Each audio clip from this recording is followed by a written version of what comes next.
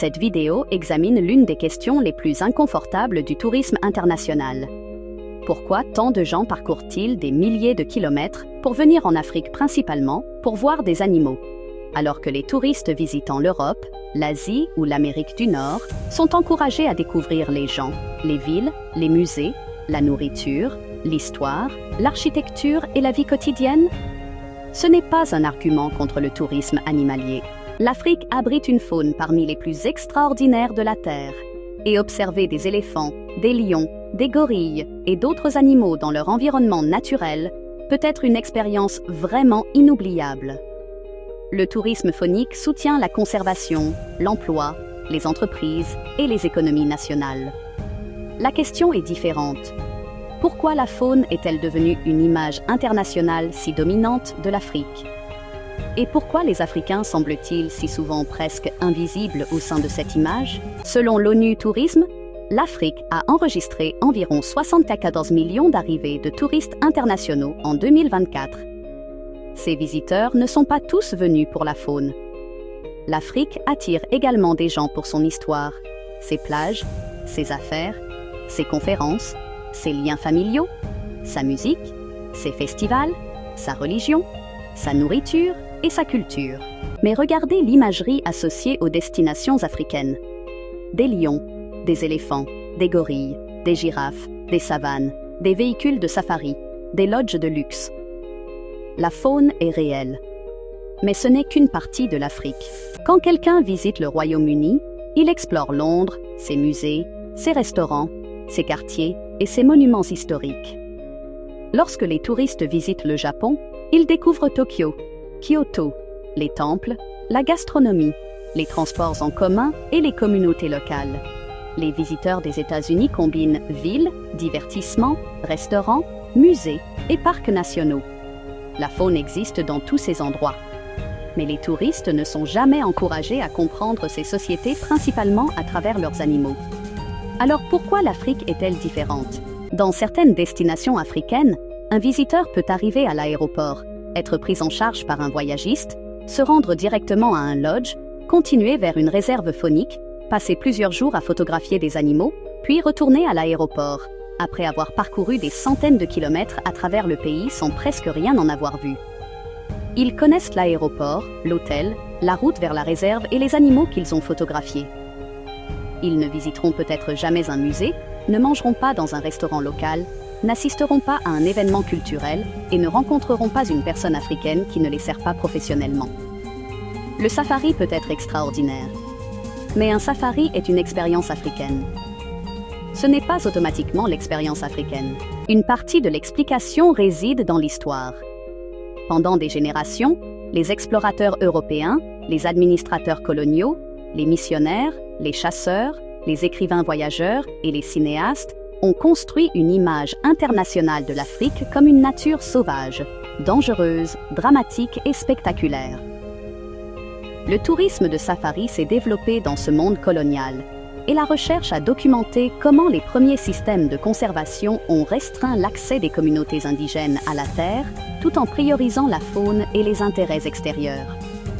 La conservation moderne a considérablement changé, mais les images peuvent survivre longtemps après la disparition des systèmes politiques qui les ont créées. Une fois que les audiences internationales ont appris à associer l'Afrique à la faune, cette image est devenue commercialement précieuse. Les voyagistes pouvaient la vendre, les magazines de voyage pouvaient la reproduire, les cinéastes pouvaient la dramatiser, les gouvernements pouvaient promouvoir quelque chose que les visiteurs internationaux reconnaissaient déjà. Aujourd'hui, les médias sociaux amplifient cela encore plus.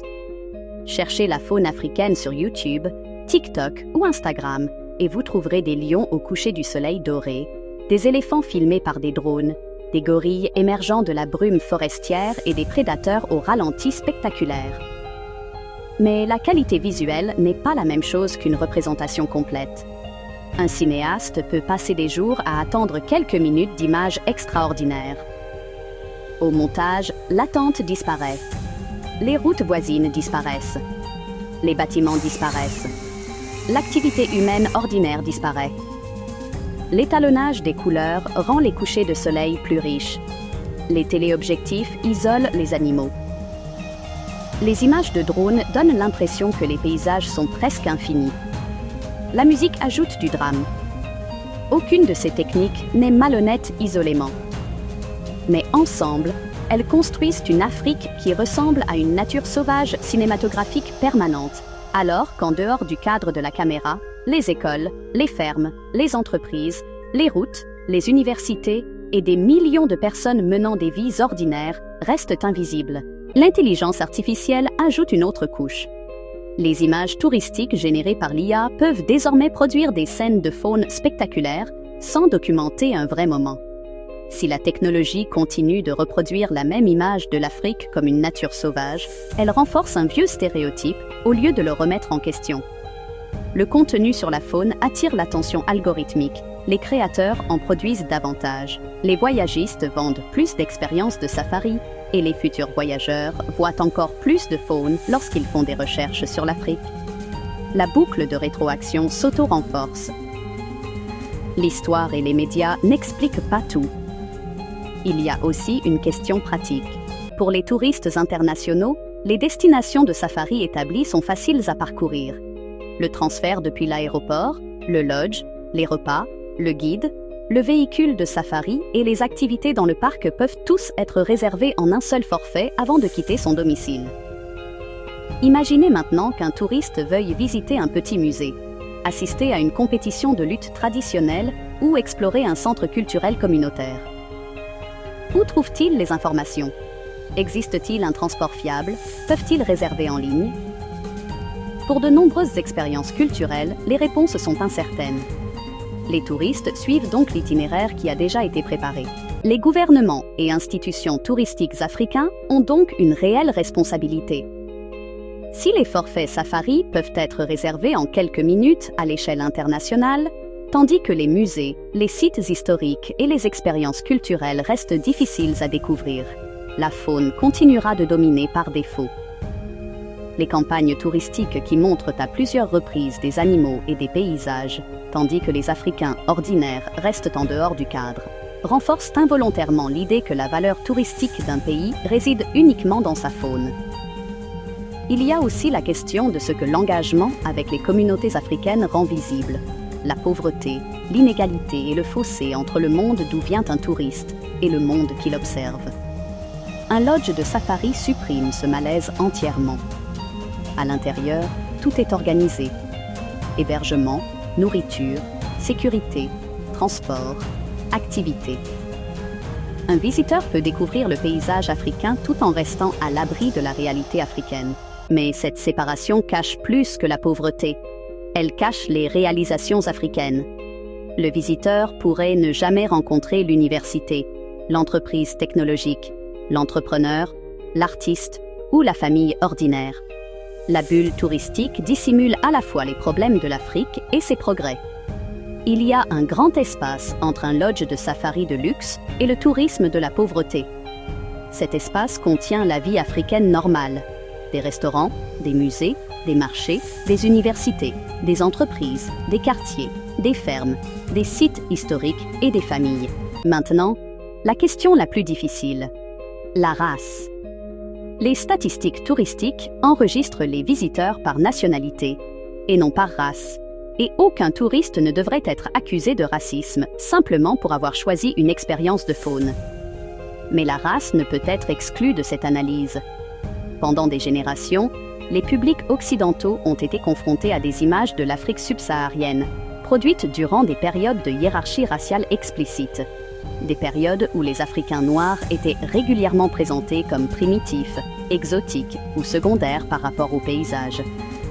Les voyageurs modernes n'ont pas créé cette histoire, mais les présupposés culturels survivent à travers les générations et la recherche sur le tourisme a constamment montré que la représentation racialisée et l'inégalité systémique façonnent les destinations et les expériences que les publics internationaux jugent dignes d'être recherchées. La question n'est pas « les touristes de safari sont-ils racistes ?» La question est « une longue histoire de dévalorisation raciale de la vie des Noirs africains a-t-elle façonné ce que les publics internationaux considèrent comme intéressant, désirable ou digne de leur curiosité ?» Considérez le contraste. De nombreux touristes visitant l'Asie utilisent activement les transports en commun, explorent les quartiers, mangent de la nourriture de rue et recherchent un contact authentique avec la communauté. Certains de ces mêmes touristes abordent l'Afrique subsaharienne par des itinéraires de safari très contrôlés, avec une curiosité minimale pour les populations vivant à proximité. L'infrastructure explique une partie de cette différence. Les perceptions de sécurité en expliquent une partie. Le marketing en explique une partie. Mais lorsque le même voyageur qui s'immerge dans la vie communautaire vietnamienne ou thaïlandaise ne montre aucune curiosité équivalente pour la vie communautaire kenyane ou tanzanienne, la variable restante mérite d'être nommée. De nombreux Africains le nomment directement. La vie des Noirs africains a été traitée tout au long de l'histoire du tourisme international et de l'écosystème de contenu qui l'alimente, comme moins intéressante, moins digne de curiosité et moins pleinement humaine que la faune du continent. C'est un modèle racial, avec une histoire, et des conséquences qui restent visibles aujourd'hui. Cette asymétrie va plus loin.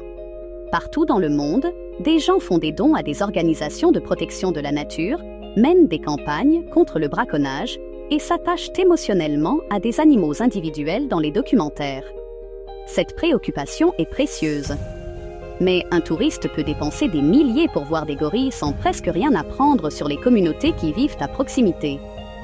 La solution n'est pas de moins se soucier des animaux. C'est de se soucier davantage des gens aussi. L'Afrique possède déjà tout ce qu'il faut pour une expérience touristique plus large. Musées, villes historiques, art contemporain, universités, centres technologiques, patrimoine religieux, festivals, sports traditionnels et certaines des sociétés les plus diverses culturellement au monde. L'Afrique n'a pas besoin de remplacer le tourisme de safari. Elle doit élargir le voyage. Les voyagistes peuvent proposer des itinéraires multi-expériences combinant la faune avec les villes, les musées, la gastronomie, l'histoire et le tourisme communautaire. Les gouvernements peuvent faciliter la découverte et l'accès à ces expériences. Et les voyageurs peuvent poser des questions différentes avant de réserver. Qu'est-ce que je vais vivre d'autre en dehors de la faune? Puis-je explorer la ville? Puis-je goûter la cuisine locale en dehors de l'hôtel? Y a-t-il des festivals ou des sports traditionnels? Les communautés voisines en bénéficient-elles? Montrez les éléphants. Mais montrez aussi les ingénieurs. Montrez les lions. Mais montrez les artistes. Faites la promotion des gorilles. Mais faites aussi la promotion des musées et des villes. Les habitants de l'Afrique ne devraient pas disparaître de l'image internationale de leur propre continent. Un visiteur peut passer des journées inoubliables à photographier de magnifiques animaux et rentrer chez lui après avoir visité l'Afrique sans en savoir grand-chose sur le pays où il se trouvait. L'Afrique ne devrait pas avoir à cacher ses habitants pour que le monde apprécie sa faune. Voyez les animaux, mais rencontrez aussi les gens. C'est aussi pourquoi Africa Infobase adopte une approche différente. L'Afrique n'a pas besoin d'une autre plateforme qui remplacerait un stéréotype par un autre. Présenter l'Afrique uniquement à travers la pauvreté, les conflits et les crises est trompeur. Mais remplacer ces stéréotypes négatifs par une faune cinématographique infinie, des lodges de luxe et des couchers de soleil parfaits est également incomplet. Africa Infobase vise à examiner l'Afrique telle qu'elle est. Nous utilisons des résultats de recherche, des rapports institutionnels, des preuves et des sources historiques. Nous connectons des informations souvent dispersées à travers différents endroits. Nous nous demandons ce qui a causé un problème, qui est affecté, qui en bénéficie, quelles informations manquent et quelles solutions pratiques existent. Nous rendons également les recherches spécialisées et les rapports institutionnels compréhensibles pour les gens ordinaires qui, autrement, n'y auraient jamais accès. Nous regardons au-delà des gros titres et nous regardons au-delà du cadre de la caméra. Suivez Africa Infobase pour des informations factuelles, une analyse plus approfondie et des histoires africaines au-delà des stéréotypes. Si vous trouvez cette analyse utile, abonnez-vous à Africa Infobase, partagez cette vidéo et aimez-la. La conversation sur la véritable identité de l'Afrique en vaut la peine.